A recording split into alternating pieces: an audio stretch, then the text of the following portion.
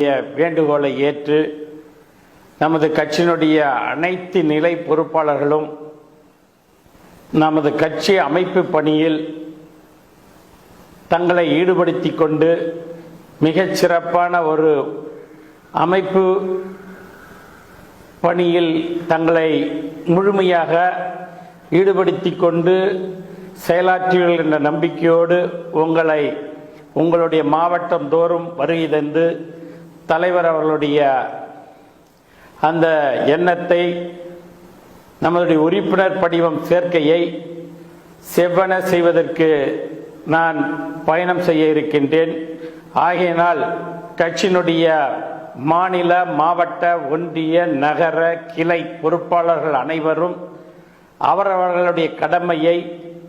இந்த கட்சியின் மீது அவர்கள் வைத்திருக்கின்ற நம்பிக்கையை, விசுவாசத்தை, தலைவருக்கு தான் செய்ய வேண்டிய ஒரே பணி இந்த கட்சி பணியை சிறப்பாக செய்வதன் மூலமாக தலைவருடைய மனதிலே இடம் பிடிக்கின்ற நல்ல ஒரு வாய்ப்பை ஒவ்வொருவரும் தவறவிடாமல், தாங்கள் இந்த கட்சியில் இருக்கின்றீர்கள், இந்த கட்சிக்கு உரியவன், இந்த கட்சிக்கு உழைத்தவன், இந்த கட்சிக்காக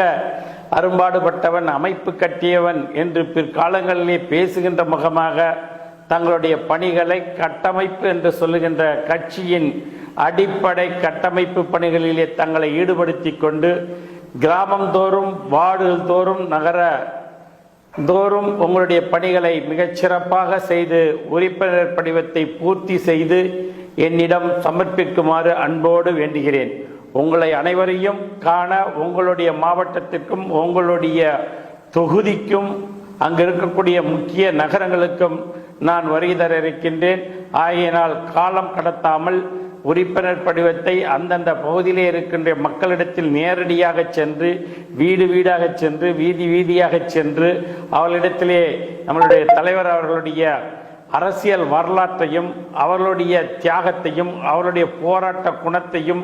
அவர்கள் மக்களுக்காக சட்டமன்றத்திலே வாதாடுகின்ற மக்களின் உரிமைகளுக்காக ஆளுகின்ற அரசுகளை அவ்வப்பொழுது தன்னுடைய கேள்வி கணைகளால் துளைத்தெடுத்து அரசாங்க அதிகார வர்க்கத்தை அடிபணிய செய்கின்ற அனைத்து இயந்திரங்களையும் முடுக்கிவிட்டு தமிழகம் முழுவதும் அவர்கள் கொடுத்த வாக்குறுதிகளை, சட்டமன்றத்தில் அளித்த வாக்குறுதிகளை நிறைவேற்றுவதற்கான களப்பணிகளிலும் ஆய்வுகளிலும் தனக்கு கிடைத்திருக்கின்ற வாய்ப்பை சரியாக பயன்படுத்தி தான் என்ன பணிக்காக மக்களால் சட்டமன்றத்திற்கு அனுப்பப்பட்டிருக்கின்றாரோ அந்த பணியை மிக செவ்வன செய்து தன்னுடைய போர் குணத்தால், தன்னுடைய வாதத்தால், தன்னுடைய பேச்சால், தன்னுடைய ஆற்றலால், தன்னுடைய அறிவால், தன்னுடைய போர்க்குணங்களால் தொடர்ச்சியாக இந்த மக்களுக்கு